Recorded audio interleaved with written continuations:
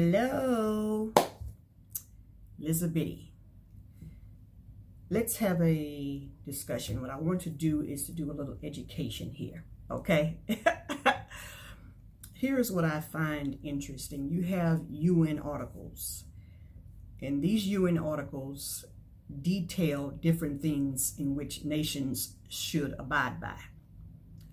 Article 4 under the UN declarations says that pretty much all nations will be free from slavery in any form. In any form. But as you know, under the 13th Amendment in the United States, legalized slavery exists if you have been prosecuted and convicted in a court of law. Okay? That has never been done away with. And so when you ask yourself, why aren't the judges doing X, Y, and Z when it comes to convictions? The reason why is this, okay? So let's rewind.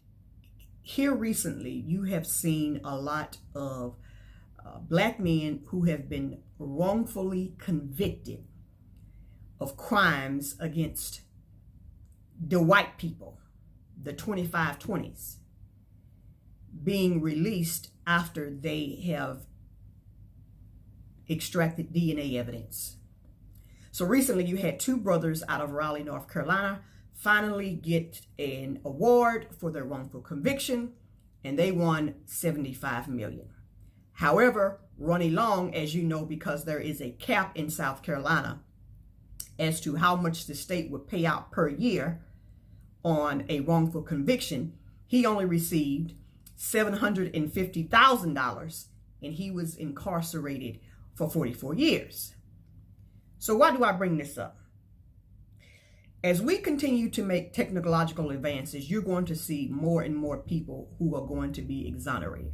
More and more black men who have been convicted based on false DNA are going to be found innocent based on the new testing that they do on the samples, okay? And so it is egregious that the US of A likes to continue to police the world, tell the world what she can and cannot do, human rights violations. But what is she doing herself to her own citizens? Now check this out. When the Libya situation happened, and you had Muammar Gaddafi being taken off of planet Earth by your previous president, Barack Hussein Obama, what do you have now? There's a lot of slavery happening there.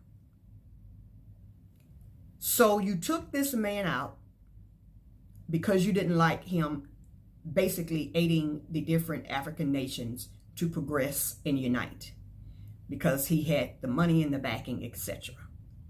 And so you took him out, and now slavery is happening all over there, okay?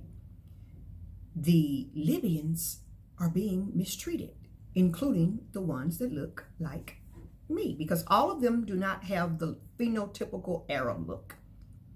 So I'm sure some people have told you that that is not the case.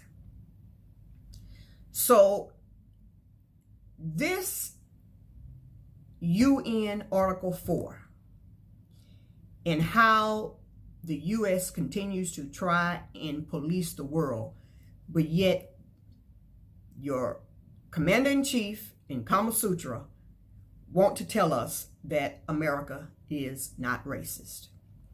How is she not racist when she continues to put in on people who are convicted draconian prison sentences? I mean, didn't Larry Hoover get 200 years?